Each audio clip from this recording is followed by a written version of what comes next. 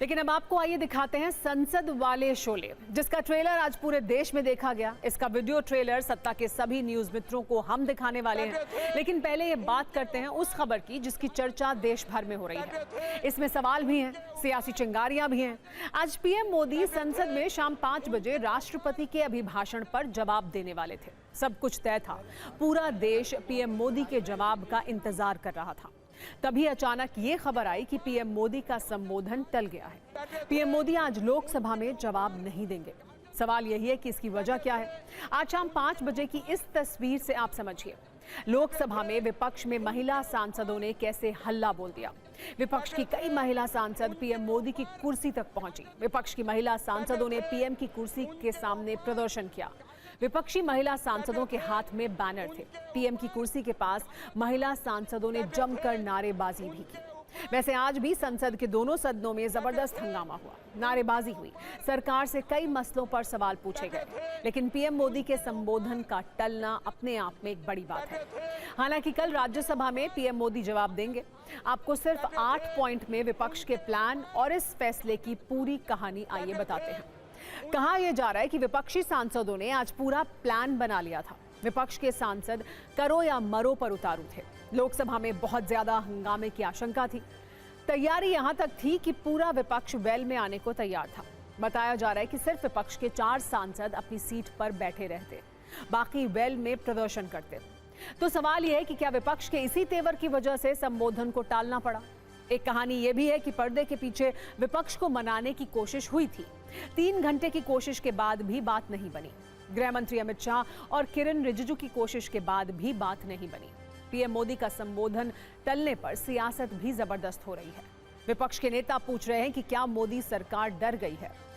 थोड़ी देर पहले कांग्रेस सांसद प्रियंका गांधी ने भी पीएम मोदी से सवाल पूछे। उन्होंने कहा कि सरकार महिला सांसदों से डर गई है। वहीं सत्ता पक्ष का यह कहना है कि विपक्ष महिलाओं को आगे कर रहा है। हमने आज तक नहीं देखा था, जहां प्रधानमंत्री जी बैठते हैं उसके भी 3-4 चेयर ऊपर जा करके महिलाओं का झुंड आगे, फिर पीछे पीछे सभी पुरुष। ये स्थिति क्या कहती है? ये स्थिति कहती है कि हम प्रधानमंत्री जी तक को नहीं बोलने देंगे और उसके लिए आप मारपीट और अव्यवस्था करने तक आएंगे। ये देश देख रहा है और देश इसका जवाब कांग्रेस और उसके लाई से मांगेगा। हम समय व्यर्थ करने के लिए यहाँ नहीं आए हैं। हम यहाँ इसलिए खड़े हैं कि उनकी आवाज़ उठाएं, और हम उनकी आवाज़ उठाएंगे। और हमारे एलओपी को जब तक बोलने नहीं दिया जाएगा तब तक हम इनको भी नहीं बोलने देंगे। और ये कोई राजनीतिक खेल नहीं है, ये एक बहुत ही गंभीर मामला है। हर देश के नागरिक को समझना चाहिए। ये नहीं है कि हम यहाँ नौटंकी करने आए हैं। पहले तो शुरुआत ही उन्होंने इस तरीके से किया था, कैसे एलओपी को चुप कराएं, कैसे ऑपोजिशन को बंद कराएं, कैसे ऑपोजिशन को भागीदारी ना लेने दें मोशन ऑफ थैंक्स में। क्योंकि शायद हो सकता है प्रधानमंत्री किसी और चीज़ में व्यस्त हो, प्रधानमंत्री आना नहीं चाह रहे होंगे, तभी आए नहीं। और इसी बहाने को लेकर, इसी आड़ में आज जो इतिहास में पहली बार हुआ है कि विपक्ष को जो जवाब देना चाहिए था मोशन ऑफ थैंक्स में, जो प्रधानमंत्री को बोलना चाहिए था, वो निर्धारित समय पे नहीं हो पाया। तो भाजपा के सांसद ये बताएं कि क्या प्रधानमंत्री जी कांग्रेस पार्टी की महिला सांसदों के आगे खड़े रहने की वजह से डर करके संसद के अंदर नहीं आए? वो तो संसद परिसर में मौजूद थे। मौजूद रहने के बावजूद अगर हाउस में नहीं आए और जवाब देने की हिम्मत नहीं जुटा पाए, और अब भाजपा ये कह रही है कि कांग्रेस ने महिलाओं को आगे कर दिया, महिला सांसदों को आगे कर दिया, तो हाँ, हमने हमेशा महिलाओं को राजनीतिक तौर पर प्रतिनिधित्व दिया है, उनको आगे किया है और उनको इतनी हिम्मत दी है कि वो प्रधानमंत्री की आंख से आंख मिलाकर के जवाब मांगने की हिम्मत रखती हैं। क्योंकि आज एक डिसाइड किया हुआ था कि शायद प्रधानमंत्री जी हाउस में आएंगे, जवाब देंगे, तो वो प्रधानमंत्री जी जहां बैठते हैं उस साइड में वो बैनर लेके खड़े थे। तो ये तो एकदम संसदीय आचरण की अपमान की पराकाष्ठा है। आज सारी महिलाएं, आपने देखा होगा, कोई प्लान करके आई, ऐसा थोड़ी अचानक आ जाती है। इन बातों से इतना तो स्पष्ट है कि संसद में अभी और हंगामा होने वाला है। सरकार से अभी और तीखे सवाल पूछे जाने वाले हैं। आज संसद में बजट सत्र का 6ठा दिन था। संसद में कई मुद्दों पर आज भी जबरदस्त बवाल देखने को मिला। हंगामे के कारण लोकसभा की कार्यवाही कई बार स्थगित हुई। सत्ता के न्यूज मित्रों को ये बता दें कि आज संसद और संसद परिसर में 3 कलेश देखने को मिले।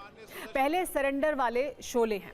विपक्ष के सांसदों ने आज नारेबाजी की, सरकार से कई गंभीर सवाल पूछे, आरोप लगाया कि सरकार अमेरिका के सामने सरेंडर मोड में है। इसकी पूरी कहानी हम आपको बताएंगे।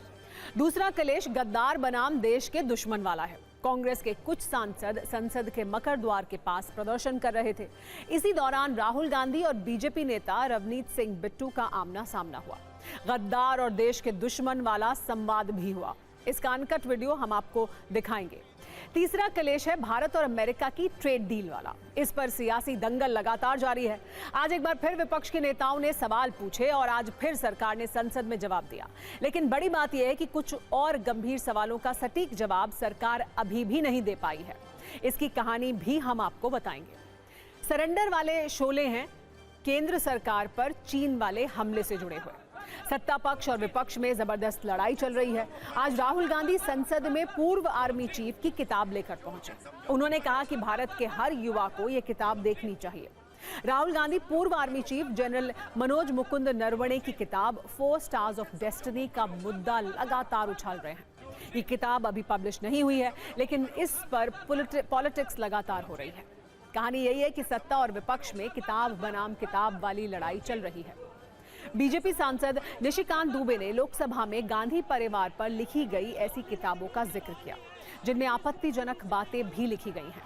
निशिकांत दुबे ने सोनिया और इंदिरा गांधी से संबंधित 3 से 4 किताबों का जिक्र किया। स्पीकर बार बार निशिकांत दुबे को टोकते रहे, लेकिन वो बयान देते रहे। दूसरी तरफ विपक्षी हंगामा करते रहे।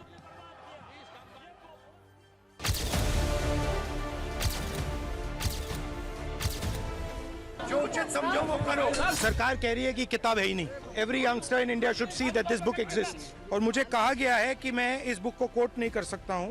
यहाँ पे मेन लाइन है जो प्रधानमंत्री ने कही, जो उचित समझो वो करो। जनरल नारावने ने राजनाथ सिंह जी को फोन किया। राजनाथ सिंह जी ने कहा कि मैं टॉप से पूछता हूं। नरेंद्र मोदी जी ने मैसेज दिया कि देखिए, जो उचित समझो वो करो।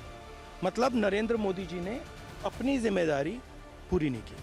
उन्होंने आर्मी चीफ से कहा कि देखो भैया, आपको जो करना है करो, मेरी बस की नहीं है। नरवणे जी ने साफ लिखा है इसमें, मैं बिल्कुल अकेला था। I was abandoned by the entire establishment. तो if PM comes, I will go physically and hand him this book. मैं आपके माध्यम से सदन को उस किताब के बारे में, उन किताबों के बारे में बताना चाहता हूं जो नेहरू परिवार, कांग्रेस परिवार के भ्रष्टाचार से भरा पड़ा। ये वो कहानी है जिसमें कि एंडरसन को बाहर भेज दिया राजीव गांधी ने। ये पॉलिनरी मिल की कहानी है कि किस तरह जुडिशियरी को इन्होंने बर्बाद किया। ये बोफोर्स की कहानी है कि कॉकरोची से कांग्रेस परिवार के क्या संबंध है। निशिकांत दुबे जी तभी उठते हैं जब सरकार की इजाज़त होती है, जब सरकार कहती है कि जाओ हाउस को डिसरप्ट करो। तो अब ये महाराज उठे हैं और ये 6 किताबें सामने दिखा रहे हैं, उनमें से कोट कर रहे हैं। आप कुछ नहीं कह रहे हैं, इनका माइक चला जा रहा है। और किस लिए कराया गया? ये सरकार स्पष्ट दिखाना चाहती है कि इस संसद में सिर्फ उनकी चलती है। ये तो स्पीकर साहब का भी निरादर है।